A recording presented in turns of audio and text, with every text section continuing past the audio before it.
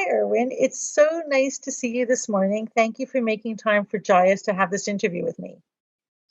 Well, Lisa, it's a pleasure to be with you. For me, JICE is one of the most important organizations we have. And in fact, it was because of what I would call JICE related issues that I was somewhat late in getting on, because we had an urgent meeting with the Hazara community and our ambassador, Bob Ray, at the United Nations regarding the urgent situation with regard to Afghan refugees, and particularly the targeted Hazara community. So this is a situation of humanitarian collapse, and we will be witnessing more with respect to the urgency of refugee rescue, resettlement, and the like.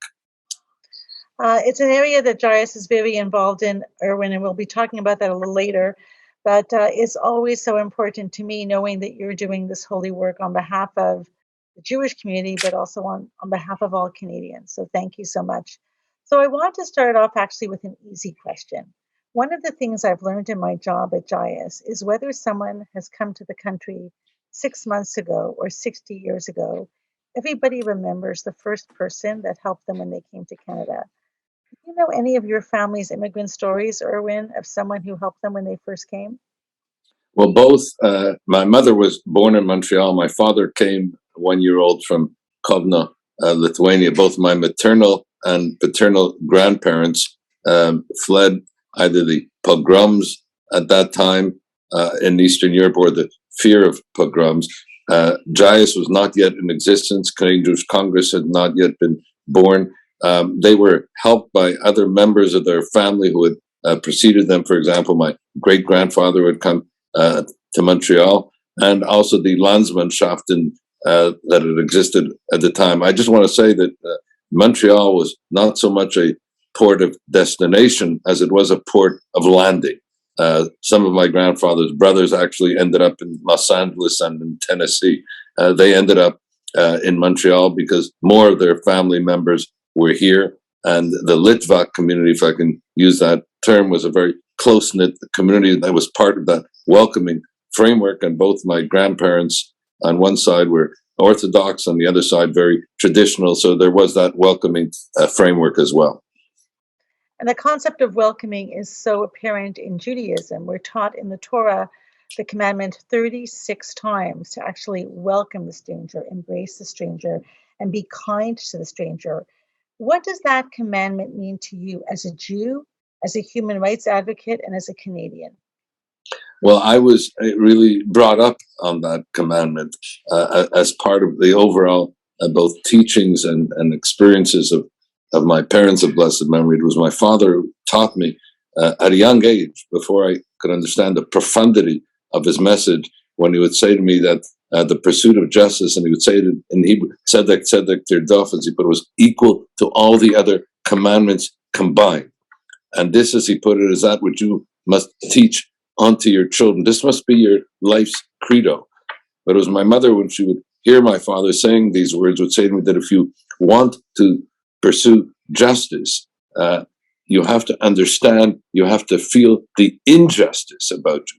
You have to go in and about your community and feel the injustice and combat the injustice. And for her, part of combating the injustice was welcoming the stranger. So our home was always open in that regard. And the notion when we said that you too were a stranger in Egypt, was one of those features of the pursuit of justice. And so there was a specific sense in which the whole notion of ger, which, as you mentioned, repeated 36 times in the Torah, this was part of my upbringing and my teaching. And I suspected that's why I got involved really in human rights advocacy. I got involved in refugee advocacy, the struggle for Soviet Jewry, and involvement with the refuseniks was really a case study, an expression of that teaching and of that involvement. And it continued with other groups that I've been involved with since. I love your response, Irwin, and it really resonates with me. As a sponsorship agreement holder, JIAS partners with IRCC to privately sponsor refugees. And on a personal level, I am always amazed and incredibly in awe of the members of the Jewish community, whether individuals or corporations, that come to us to help support refugees, whether they be from Rwanda, Yazidi refugees, Syrian refugees, and now we're seeing this massive influx of requests to help the refugees in Afghanistan. Can you tell me why you think this is such a prominent interest for the Jewish community to get involved in these with helping other communities? Well, I think the Jewish community collectively, individually, itself internalized the teaching, the ethos, Keger Hayita Be'eretz Mitzrayim, that you too were a stranger in Egypt, and therefore came the commandment to be kind to strangers, to be welcoming, to love the stranger. So it grows out of our own historical experience, underpinned by the commandment flowing from that experience. And so I think this is something that we've internalized as individuals, we've internalized as a people, which gave birth to JIAS, and which therefore became the ethos of JIAS. And that's why JIAS was so engaged, whether it be with Syrian refugees, or whether Yazidis, or whether Eritrean and Ethiopian refugees. I mean, JIAS has always been there, and it has been there because it is giving expression to the individual and collective, not only ethos of our community regarding welcoming strangers, but really our own historical experience and teaching in that regard. And you're right, it really is l'dor v'dor, from one generation to another, that we're always connected to our past history and we're trying to help impact the future. One of the things I'm really excited about is our recent announcement that IRCC is funding a service delivery improvement grant to JIAS to do a project on anti-racism. What are your thoughts, given your position as a human rights advocate, the role that a settlement agency can play in the anti-racism space?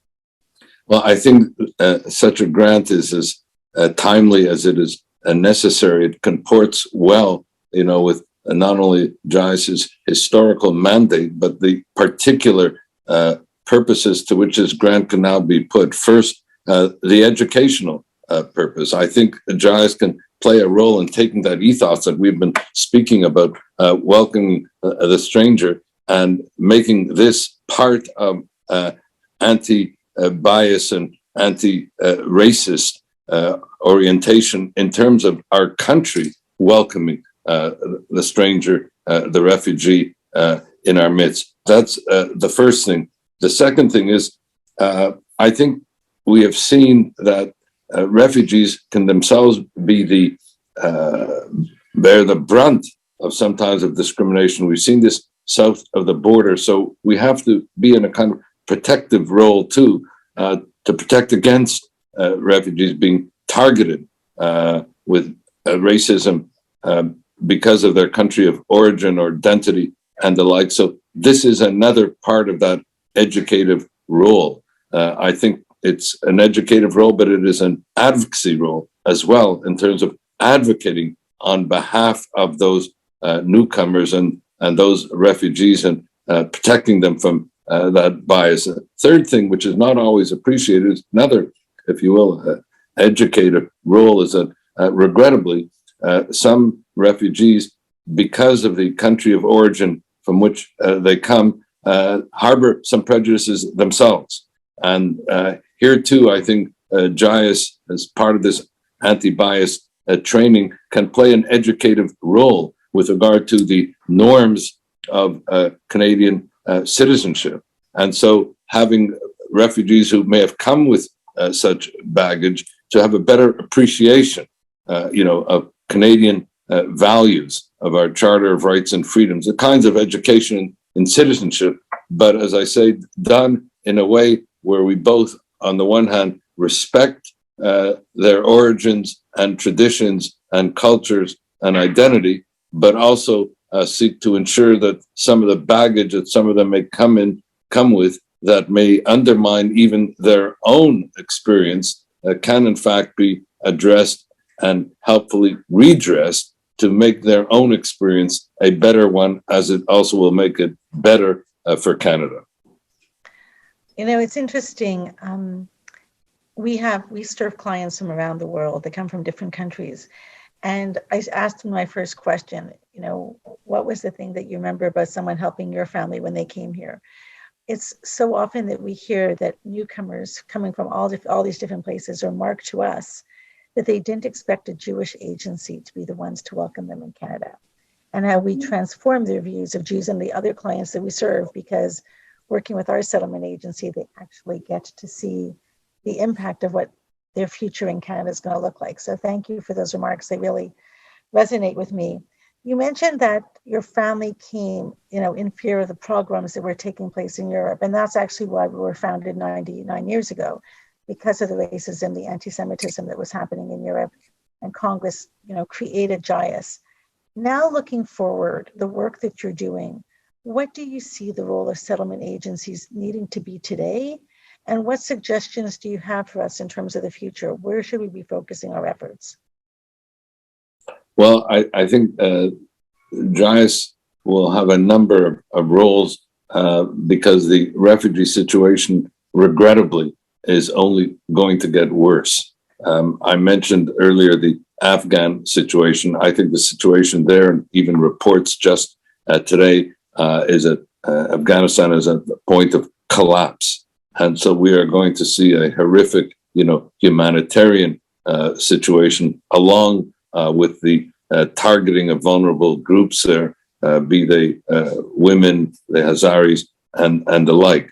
And one of the things in our discussion today was that the 40,000 objective of Canada with regard to refugees will perhaps itself have to be exceeded. But it isn't only in Afghanistan. We're seeing the situation with regard to, you know, Ethiopia.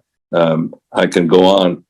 What I mean is that the refugee situation is only going, and the needs and the compellability for assistance is only going to grow. And JIAS, therefore, will have a series of roles here. There's the educative role that I've referenced, but there's also going to be the advocacy role of advocating for the urgency of refugee resettlement. And then there will be the actual, you know, integration role, the resettlement itself, and how you have been so exemplary in that work. So I see education, I see advocacy, I see rescue, I see resettlement. In other words, the need for JIAS is only going to be greater, and the requirements are only going to grow. So I regret to say, if I can use perhaps a bad metaphor for this purpose, that your work is a growth industry, but a growth industry in this sense, in the serious sense of humanitarian rescue and resettlement. And we're going to see more of this, and our ethos in that regard of welcoming the stranger, that which is mentioned, you know, 36 times double chai as a commandment, is something that will be underpinning the work of JIAS more now than ever before. Thank you, Irwin, for your remarks. It was such a joy to have you join us tonight. Thank you, Elise, and we look forward to continuing to work together with you in common causes. Here too, we are talking together. It's not incumbent upon us to complete the work, but we cannot refrain from being engaged in it. And you are doing exemplary and inspiring work, and we thank you for that.